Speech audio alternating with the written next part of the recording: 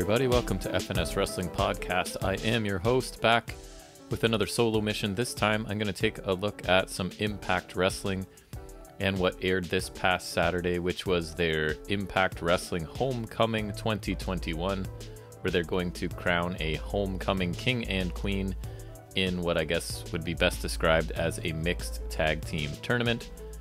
So if you're new to the podcast, welcome. If you're a returning listener, welcome back. A lot of times it's myself and my teenage son sitting down here on a Saturday on our flagship show talking about all kinds of wrestling.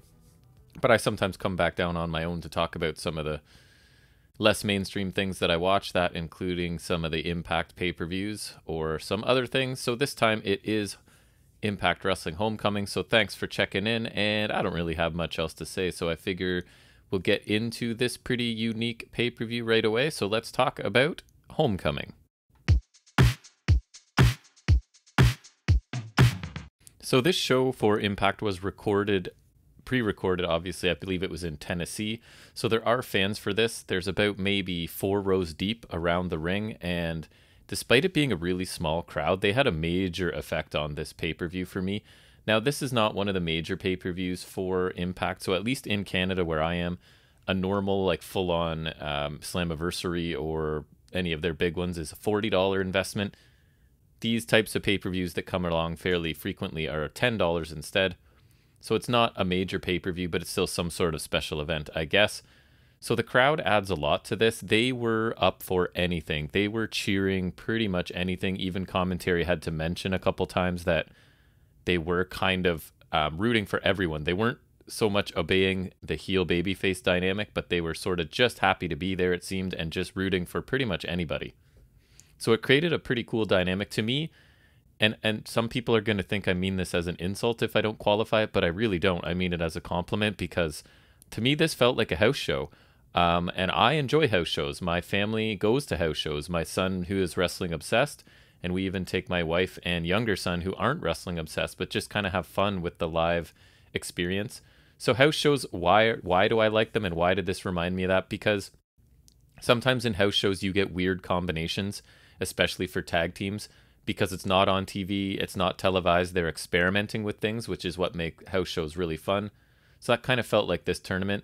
The other thing is crowds I find at house shows are small, but they really do get involved and they really do engage with the wrestlers. And because the wrestlers aren't on camera, they're more free to engage sort of back with the audience, which creates a fun dynamic. The other thing I like about house shows that wasn't so much the case here, but just in general, is they move really quickly. You basically get in, get your seats, there's match, and you're out of there. You don't have to worry about commercial time and all kinds of promos and things. It's a really efficient way to get through a wrestling show. And the final perk of them is they're really affordable. A WWE major show, if you're going to go to one in a major city, it's not, to me, I don't consider it affordable. I mean, I still do it every now and then. I'll do it for an NXT event. I'll probably do it if AEW came, but for something like a major WWE pay-per-view or even a Raw or a SmackDown, the cost can get pretty crazy. So house shows are very affordable, especially when we're taking a family of 4 with 2 people who aren't really wrestling fans. They just kind of like to go and have fun. So that was a lot of the feel of this show to me. And I'm going to have trouble reviewing this because there really was not a ton of great wrestling, I don't think, if you really look at it closely. But that being said, I mean, there was some fun stuff going on here, and the crowd was entertained the whole time, and the crowd really sort of filled in some of the gaps in the wrestling and made it more enjoyable for me to watch, because they were sort of doing their own chants. There was a lot of bite his face off and bite her face off, a lot of cheering for like Tiana Perazzo, even though she's not a baby face. So the crowd was just there kind of having fun. They had good energy throughout the whole show, and I thought they really added something to this. So this honestly felt a lot like a house show, minus a couple of the matches to me that felt a little bit more big time. And again, I'm not saying that as an insult. I actually found it kind of fun. So the first match on this show, I mean, it started out with a video package. I don't want to get too much into those. I just want to quickly kind of get through matches. But there was a hype package sort of talking about Morrissey versus Edwards in a hardcore match. Alexander defending the X Division title against Black Taurus, kind of out of nowhere. And of course, the first Impact Homecoming King and Queen will be crowned from the mixed tag tournament that's happening throughout this show. So it's Matt Striker, D'Lo Brown on the call. Josh Matthews is gone. We got Matt Striker back. It's kind of 6 of one, half dozen of the other.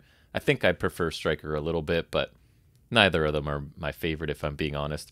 So the first match is an Impact Homecoming King and Queen tournament first round match.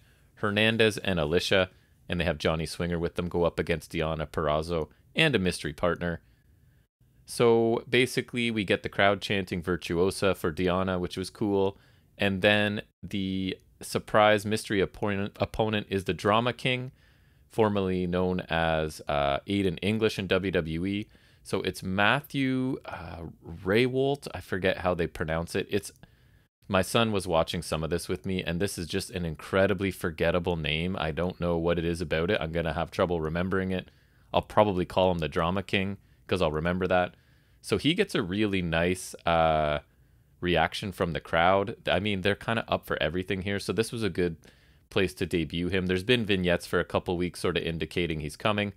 So he makes his entrance, or he's in the ring. The crowd is very happy. And he sort of does a little bit of a promo to start. Something about imagining a world where the works of Van Gogh, Bach, Beethoven were never to be seen or heard. I think kind of talking about his absence from the world of wrestling for a while. That basically we were all being denied of this amazing wrestling talent since he was released from WWE and really hasn't done much since then, I don't think. So he introduces himself as the Drama King. He's here to create a masterpiece alongside the Virtuosa. It does seem like a pretty logical combination, actually. They look good together there. So he's hoping to become the king, and along with Tiana, the queen. So honestly, these opening round matches, I really found there was not a lot going on. I think because some of these competitors, right, were going to have to wrestle 3 matches throughout this show. So I think they kind of took it easy. But again, there was some focus on comedy and things like that. So the crowd was still really into the matches. But basically there was a big shoulder breaker in here. And then the finish comes with Hernandez makes a dive to the outside. Alicia kind of does the same thing. And then back in the ring, we kind of get what they called like a kickback DDT by the Drama King, which is a kind of like a DDT where he sort of falls out onto his stomach as well.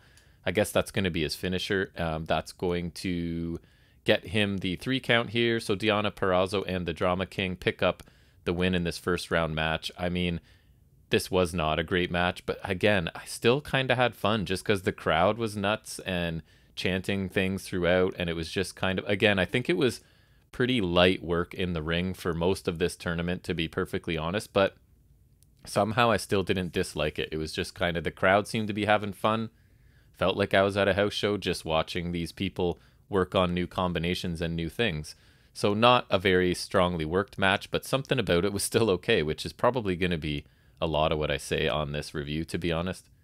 So right after that, we get another first round match, which is Jordan, I guess, going by Thick Mama Pump, Jordan Grace, and Little Petey Pump Williams versus Matt Cardona and Chelsea Hot Mess, as she has been known at times, Chelsea Green.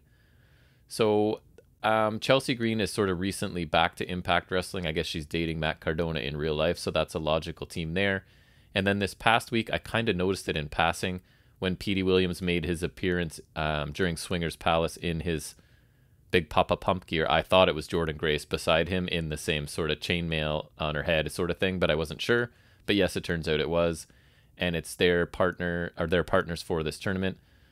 This match was a little bit better than the first one. I'm still finding it interesting because Impact is a company that has sort of embraced the mixed wrestling format, or even men against women wrestling. Remember, it wasn't long ago that Tessa Blanchard was the champion of the company, not the women's champion, but the straight up champion of this company. And I thought she was kind of booked believably because regardless of her personal issues or whatever, or her attitude, in ring, she is, in my opinion, possibly the best woman. She's up there with like Io Shirai and them. She's incredible. So I found it interesting that for this mixed tag, they really, really avoided any sort of serious male and female interactions. And if it was sort of that, it's not my favorite. They don't want to go the whole way.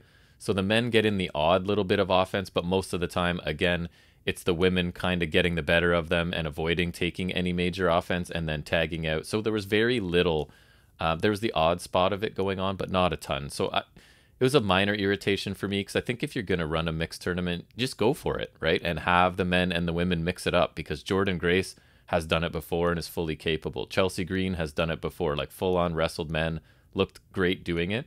So I felt like they were sort of stopping short of that here. But again, it's not a major pay-per-view. It seems like they were just trying to work safely and have a little bit of fun for this. And I'm not trying to be critical, but that's really what this felt like, is let's put together this little tournament, have some fun, don't work too hard, don't get injured going forward, sort of thing. It kind of felt to me. So, sorry, we got to figure out the finish to this. Basically, it ends up with, we get a dive by Petey Williams to Matt Cardona.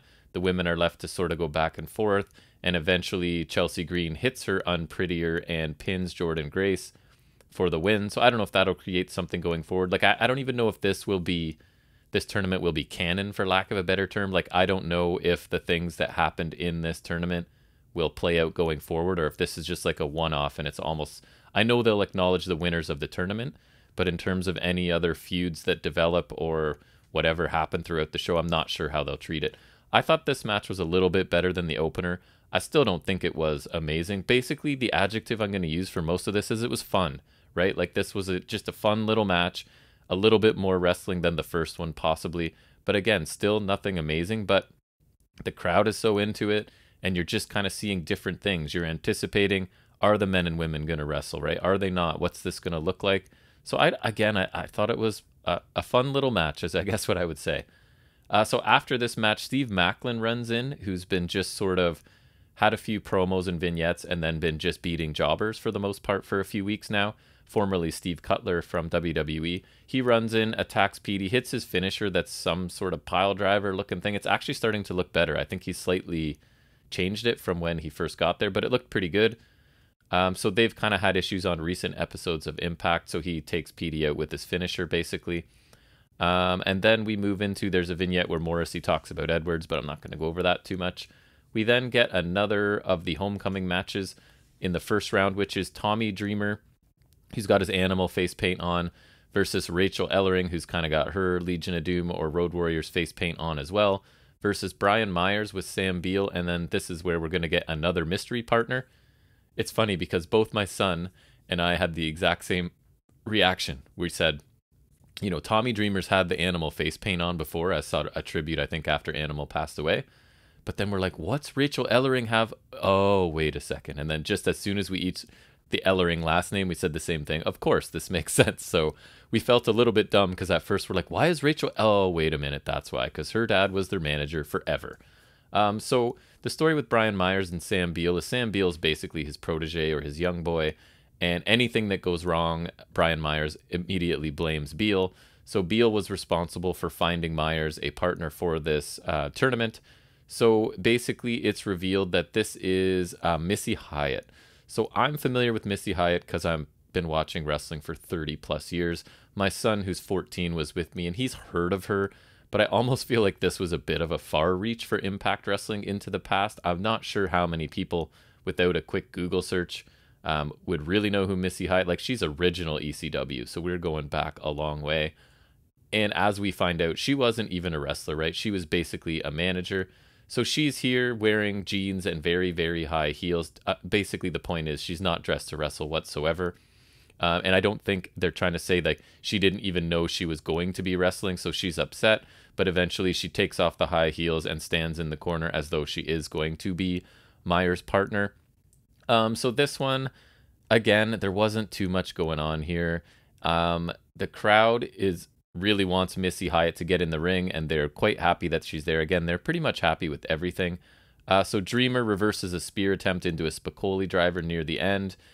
Both the men sort of need to tag out, but of course Missy doesn't want the tag. She does the classic drop off the apron and sort of get out of there because she's not a wrestler.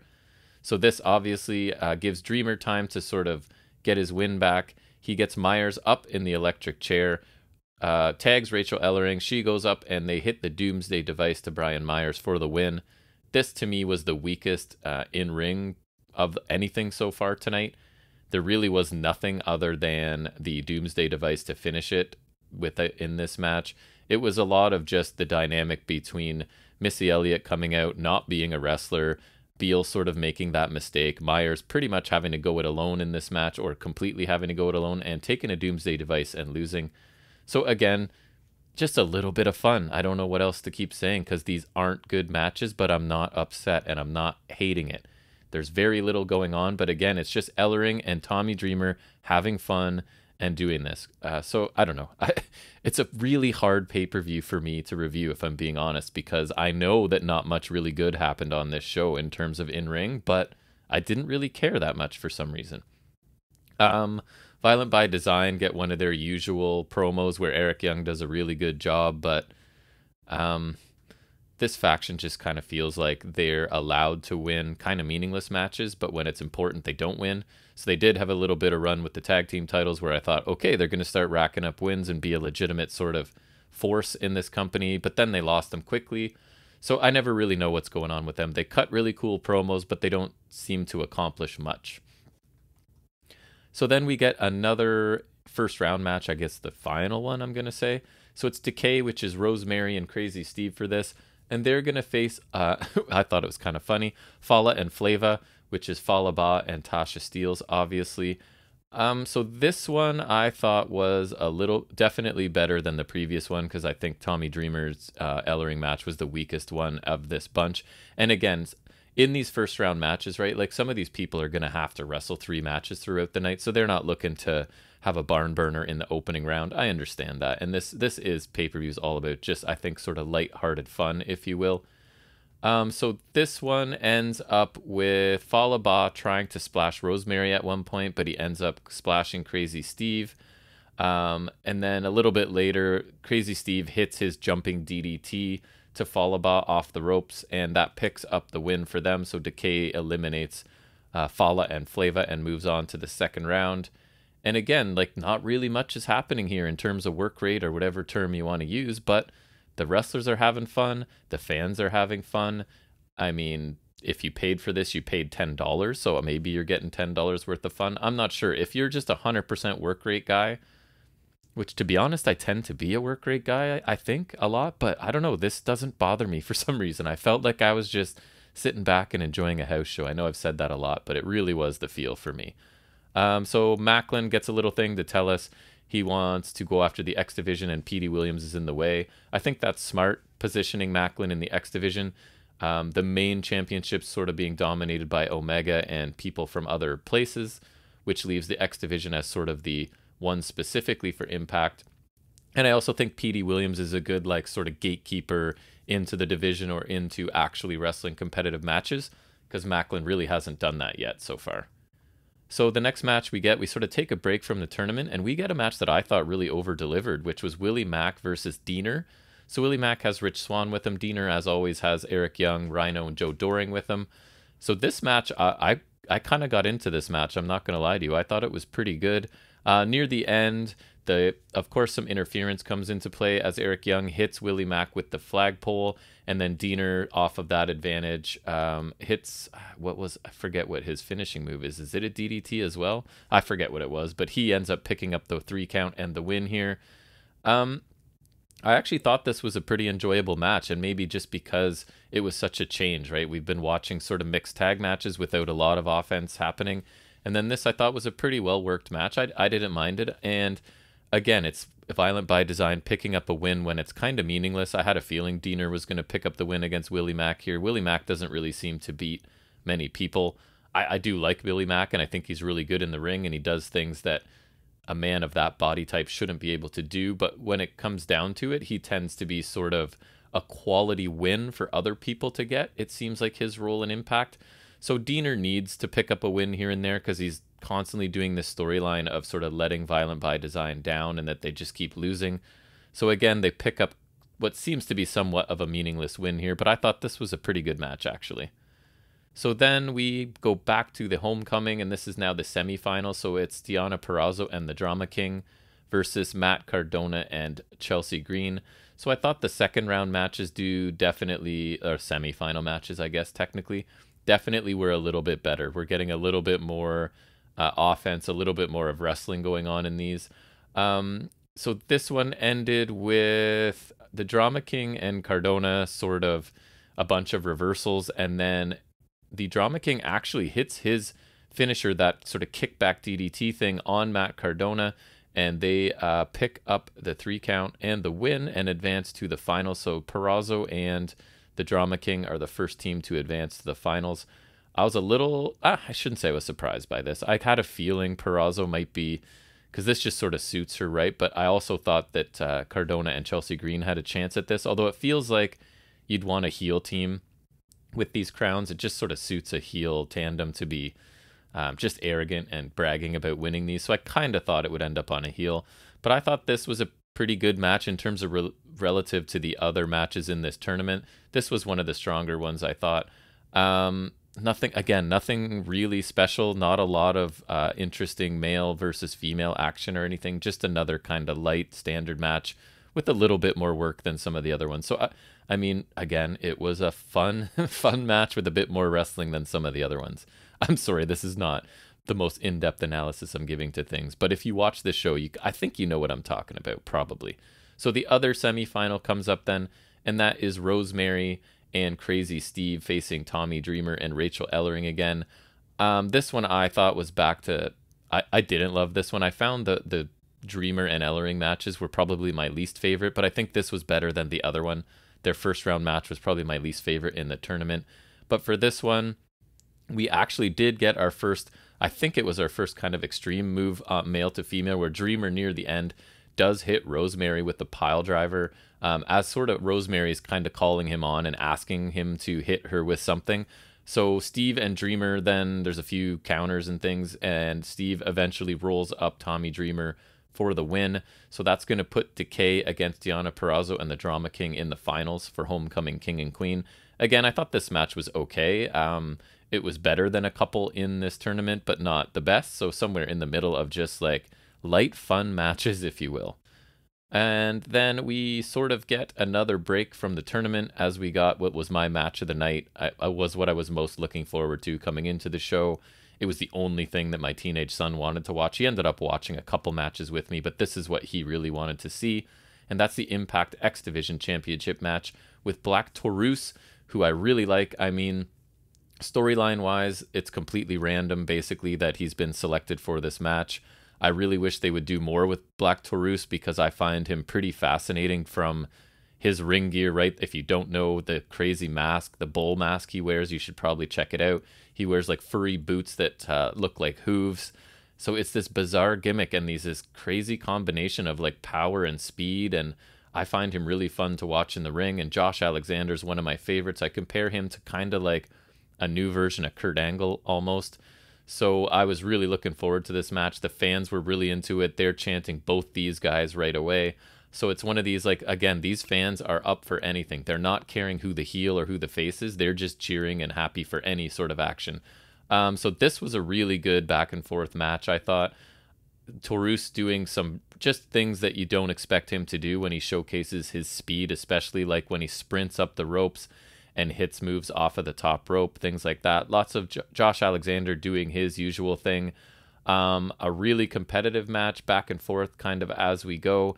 So at the end of this, Alexander has to resort to a headbutt to take advantage of Taurus. And then Taurus hits a discus clothesline, but then he runs into Alexander's finishing sequence, which I love right now, seems to be a powerbomb backbreaker into the C4 spike, as he calls it, which is a J driller. I don't like the name C4 because that's already another move. But anyways, it's basically the double underhook pile driver that looks pretty cool. And Josh Alexander gets the win here. And I thought this was an excellent match. Both of these guys really performed here again, and it really stands out on a show full of kind of light mixed tag team matches, and then you just get these two guys just going for it. It did start off kind of slowly, but then it picked up, and by the end I was really into it. It was my match of the night for sure. It's one I would recommend. I'm just really high on the X Division right now. Josh Alexander as the champion, I love. I think he could be your face of Impact going forward. And Black Taurus, I think, is incredible. Again, I wish there was more of a storyline behind this instead of just sort of Black Taurus was kind of picked and put into this match. But a really strong match. It's the one I would recommend if you really want to see in-ring work from this show. This is probably the match you want to see. So my favorite match of the night, Josh Alexander retaining the X Division Championship.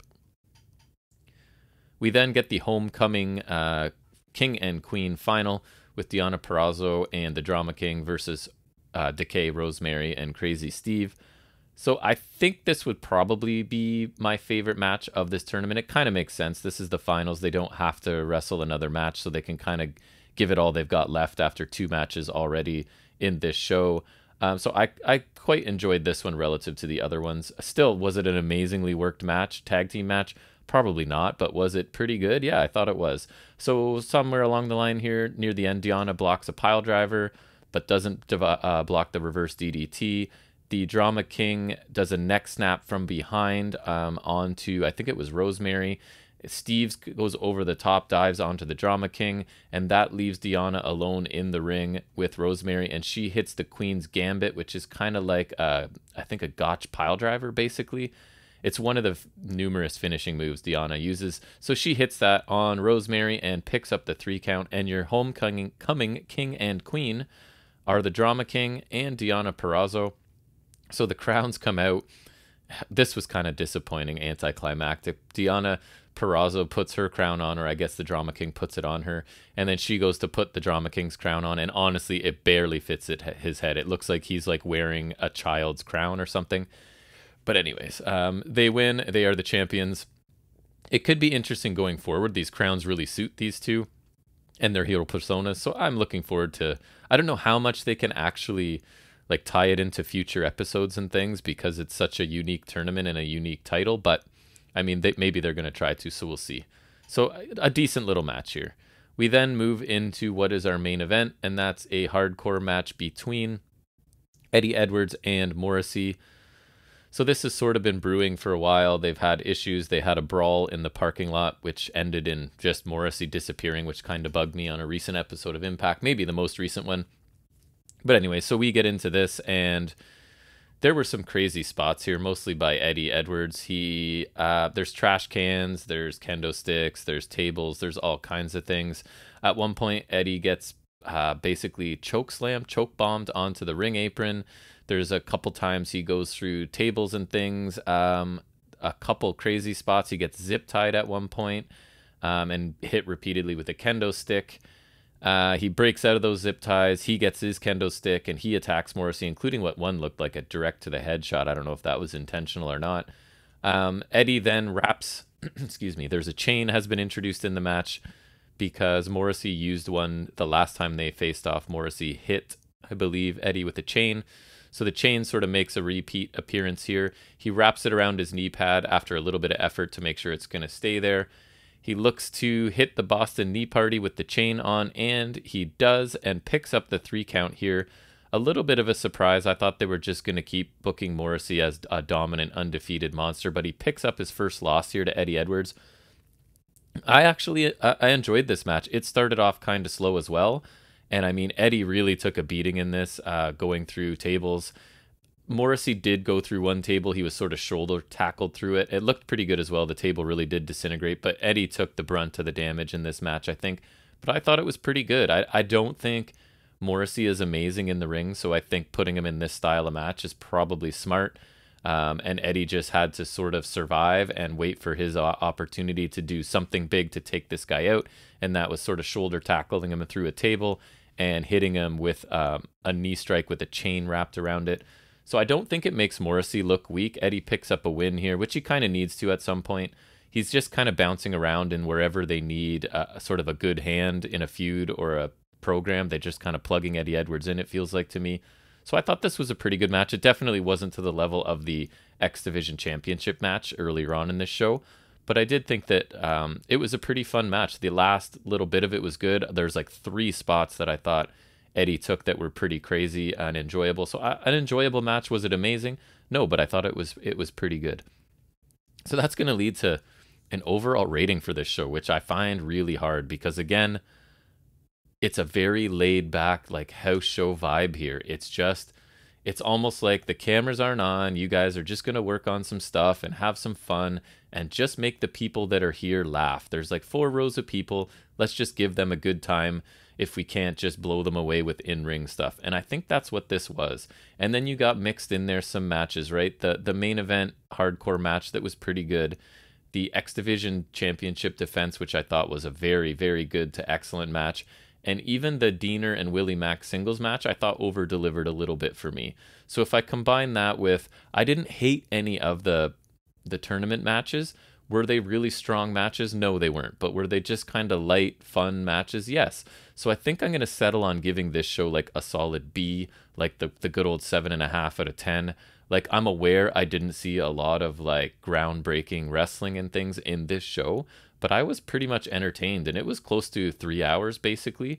And I didn't struggle to get through it. It was just kind of light entertainment on a Saturday evening, although I must admit I watched a bunch of it on Sunday. I think I went half and half basically.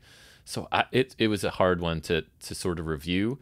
And if you are just a wrestling fan, like, you've got to have high in-ring work rate and stuff, this might not be the show for you. Definitely check out the X Division match, and maybe even the main event if you're interested in a decent little no DQ match.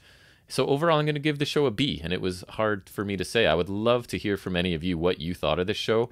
That would be great if you'd contact me. fnswrestling@gmail.com is the easiest way, or if you're listening on YouTube, you can leave a comment there. What did you think of this pay-per-view? If you had to give it a grade or a mark out of 10, what would you give it and why? Were you okay with it just being kind of silly and fun, and maybe, I don't want to say pointless, a strong word, but I'm not sure how much this is going to factor into Impact Wrestling going forward, especially the tournament matches and stuff. So let me know. I would love to hear what you thought of this. I think that's going to bring me to the end of this solo mission. I also would love to hear what you felt, because this is me not going move for move. This is just me really summarizing the finish and telling you what I thought. I just thought I'd throw in a quick bonus episode. I didn't take extensive notes on the show because, again, I was just kind of watching it in passing for something fun to do. So let me know how you feel about this without this sort of more laid-back format of the podcast as well. Just wanted to give you my opinions on these matches really quickly. That, I think, is going to wrap it up. You can probably look for the Ring of Honor podcast coming out probably later today, as usually on Monday when I put it out. So thanks again for any of you that spent any time with me listening to me talk about wrestling at any point this week or any other week. I really do appreciate it. And I hope to see you back here for another episode soon. And until then, take care.